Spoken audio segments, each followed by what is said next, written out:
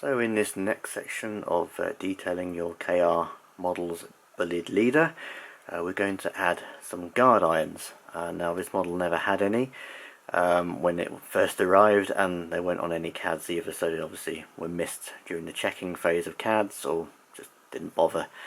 So I 3D printed some guard irons which we fitted to the model. There'll be 4 in a pack, so 2 for each end, and they'll be fitted to the front of the bogie and just behind this frame here.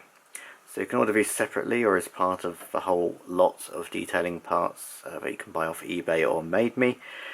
And all you'll need is some glue and some tweezers, and that's all you need. I'm going to use some varnish as well just to seal them in behind this frame at the front.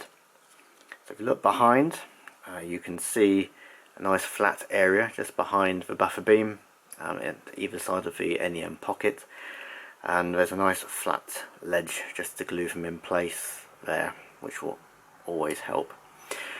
So these will come mounted on their sprues as you've seen before, which you'll need some flush cutters as well, like these, just to remove them. You can paint them before removal, it might help as well. I've just painted them satin black, and you can go over them with some matte black if necessary. You'll need a bit of glue, some super glue possibly, and I'm just going to add a little dot to the undersides once you've filed and cleaned up the underside of these, or the mounting points, to make them nice and flat before mounting. And as I say, you'll need some tweezers just to hold them and put them into place. So without further ado, let's get back onto it and I'll show you how to do those. So here we are back on the workbench and about to add the guard iron to the front of your bogie, of your Bulleid Leader. So I'm going to use the needle file here just to clean off the underside of the guard iron, just where all the support structure has been. And I'm also going to add a slight angle as the front here, angled slightly forwards for some bizarre reason. So I'm going to just add a slight angle to the surface so it leans forwards into the buffer beam itself. Just a few passes and it should clean up pretty nicely. There you go.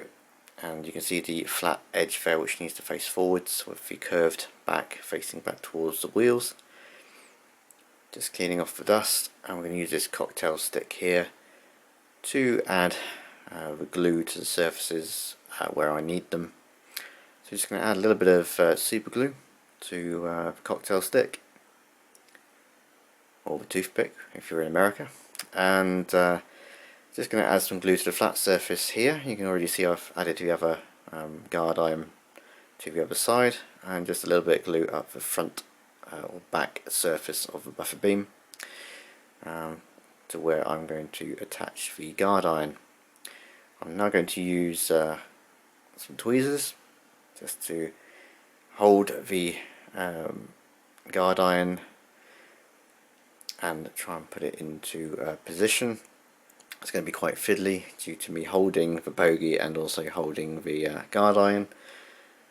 So just going to place it just behind the buffer beam here, and where I want it in particular is going to be quite tricky to get first time round. I'm just going to move the guard iron with the toothpick or cocktail stick, whatever you want to call it, because I want it just to be on the inside edge of the buffer beam, extended part of the buffer beam downwards. Sadly I can't quite keep it all on camera whilst keeping an eye on where I'm trying to put it, but generally I just want it on the inside edge, as of course with double O the gauge is 3.5 really millimeters, and the body shells are 4, so everything needs to be slightly more inboard, as it were. So you can see here, just trying to position the guard iron on the inside edge of the buffer beam. And what I'm going to do afterwards is I'm going to add some varnish just to seal all of this in, so it stops any gaps or anything, and just gives a better finish generally.